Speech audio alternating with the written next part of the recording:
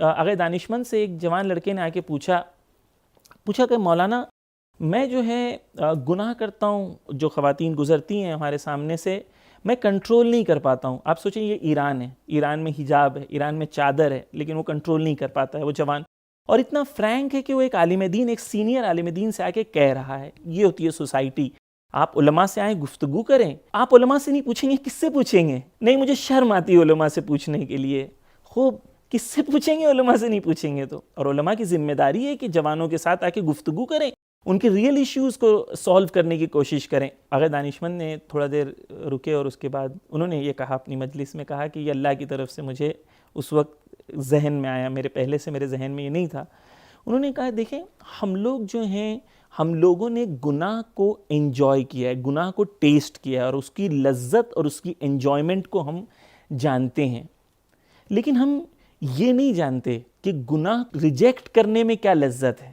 اگر ہم جس دن یہ پہچان جائیں گے کہ گناہ کو ریجیکٹ کرنے میں اور شیطان کو ہرانے میں کتنا مزہ آتا ہے، تو انہوں نے اس طریقے سے بیان کیا کہ آپ امیجن کریں کہ جب آپ کے سامنے گناہ کا آپشن آیا، آپ نے نہیں دیکھا، اور اسی وقت آپ ایک لمحے کے لیے خاموش رہیں، اپنی نفس سے بات کریں اور کہیں یا مہدی میں نے تیرے لیے یہ گناہ نہیں کیا، کیونکہ میں جانتا ہوں اے میرے امام تجھے نہیں پسند ہے کہ میں ایسا رہوں. اس وقت آپ ایک لذت کا احساس کریں گے کیونکہ آپ نے اپنا رشتہ امام سے جوڑ دیا ہے. اس وقت آپ افتخار کریں کہ میں نے شیطان کو ہرا دیا ہے، اور وہ انجوائمنٹ آپ کے اندر آنا چاہیے کہ میں نے شیطان کو ہرا دیا ہے، اور کوشش کریں کہ اس کی تمرین کریں، اسے پریکٹس کریں. تو یہ ایک نیچرل سی چیز ہے.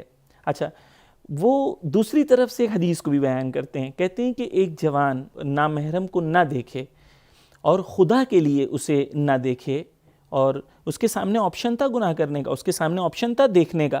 اب یہ نامحرم دیکھنا آج کل سوشل میڈیا کی وجہ سے یوٹیوب، فیس بک اور انسٹاگرام اور یہ تمام چیزیں اس کے اندر شامل ہیں، کیونکہ آپ مجھ سے زیادہ بہتر جانتے ہیں جوان کہ یہ ایشوز کتنے ریئل ہیں آپ کے لیے.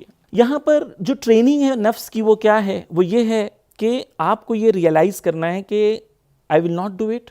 Why will I not do it? I will not do it because I love Imam Mahdi. I will not do it because I love Allah subhanahu wa ta'ala. یہ آپ کو اپنے آپ کو ٹرین کرنا ہے، یہ امپورٹنٹ ہے.